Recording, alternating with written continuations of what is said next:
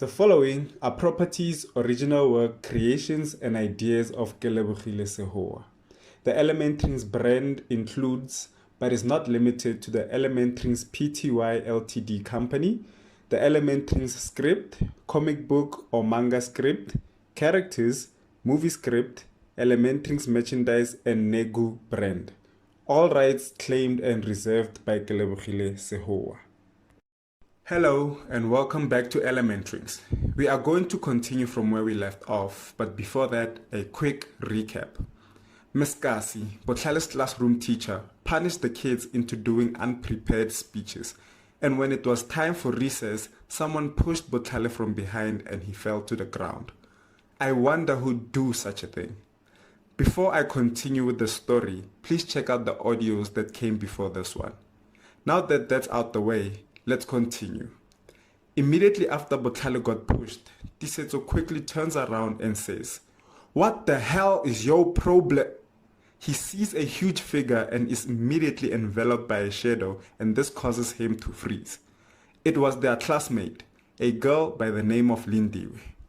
"Lindiwe, what the hell is your problem pushing me like that?" Botlhale angrily asked. Lindiwe answered, "You laughed at my speech earlier on. Don't ever do that again, or next time I won't stop after pushing you." Botlhale stands up and rolls his fist and grins at Lindiwe. Tisetso takes control of the situation and turns Botlhale away. His aim was to make them walk away. "Brah, let me deal with this chick pushing me like that," Botlhale said. Tisetso then says, "Trust me, you wouldn't stand a chance against her." Botlhale found it hard to process what Tisetso just said. He turns his head and notices the cold stir from Lindiwe, and for some reason, Tisetso's words sank in. The two of them got to their spot, and Botlhale dusted himself off. "What did you mean I wouldn't stand a chance? She humiliated me," Botlhale asked Tisetso in a frustrated manner. "Botlhale, I saved you from an even bigger humiliation. Lindiwe is a beast, man. I've seen her beat up people who you wouldn't think would get beaten up by a girl or anyone. Just let it go," Tisetso said. "Hey, Tisetso," a girl's voice called out. Tisetso turned his head to the voice's direction.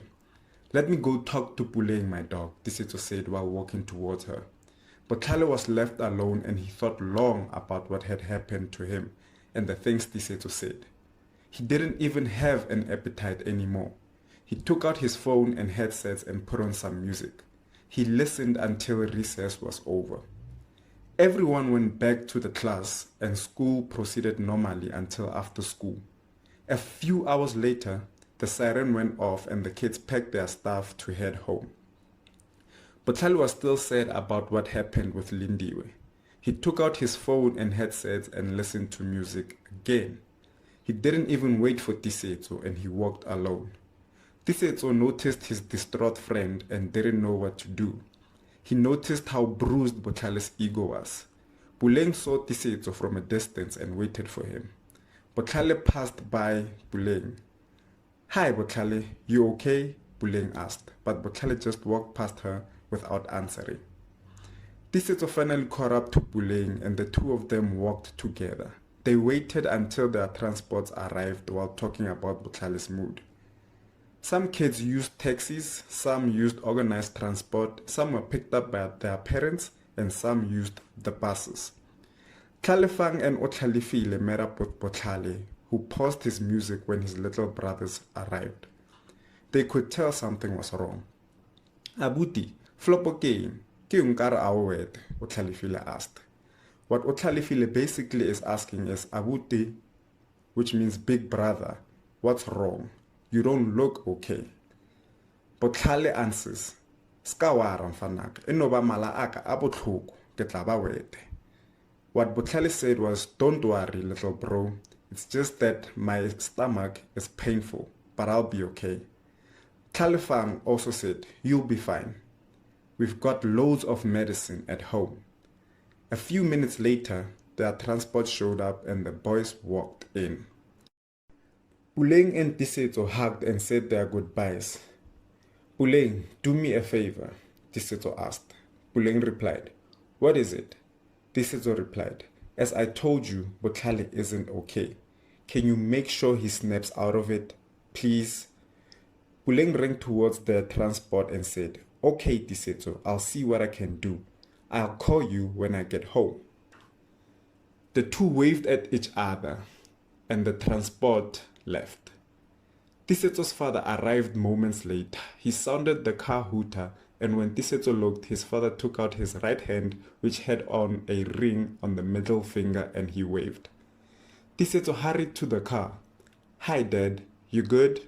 Tisetso asked his father. "I'm okay, son. How are you?" Tisetso's father asked back.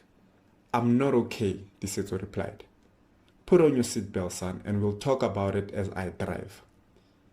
The father-son duo drove off, and Jonathan asks, "What is the matter, son?"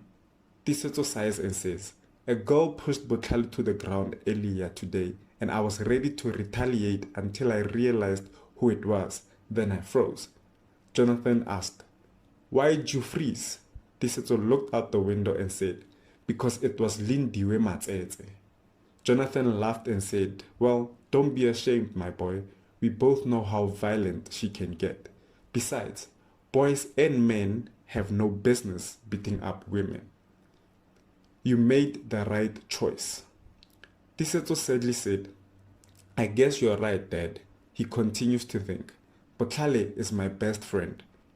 I stopped him from defending his honor, and even worse, I couldn't defend him as well. Some best friend I am." Jonathan and Tisetso make it to another school. It was a high school for girls. They parked the car, and a few minutes later, a girl entered the car. "Hi guys," she greeted. "Letawo, my firstborn. How are you doing?" She laughs, blushes, and says, "I'm okay, Dad. School was a blast. I can't believe I'm in the 8th grade." Jonathan chuckles and says, "You and I both, baby girl." Jonathan starts the car and they drive off. "Tisetso, are you okay?" Letawo asks as she notices her little brother isn't okay. Tisetso shrugs his shoulders and doesn't say anything. 45 minutes later, Botlhale's transport drops off Puleng.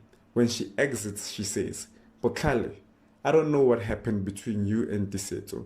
What I do know is that he feels bad about whatever it was. Talk to him." Puleng got off and the transport left. 10 minutes later, Botlhale and his little brothers got home. "Bye, Uncle Phil. See you tomorrow," the little ones said. Botlhale was still thinking about what had happened at school. His transport drove off and he crossed the street and walked towards his house. He had his head down. When he raised it, he saw Mushidi was waiting for him. "Khalefang, take my bag with you, please. The house keys are in there." Mushidi could tell that Botlhale was not okay. "And then, what's wrong with you?" she asked. Botlhale told Mushidi about the incident with Lindiwe. Mushidi's face became that of an angry big sister and she said, "Don't worry, my boy. She won't get away with it, I promise you." Mushidi was very protective of Botlhale because she saw him as someone fragile and innocent. The two of them talked about the things they were up to during the long weekend. Botlhale was able to laugh for the first time since that incident with Lindiwe. As the two friends were chatting, Zakes came back home and signaled Botlhale to open the gate for him. When Botlhale walked towards the gate, Zakes asked, "Why haven't you taken off your uniform? I take it you haven't even done your homework." Botlhale knew there was no way his father would allow him to chill with Mushidi any longer.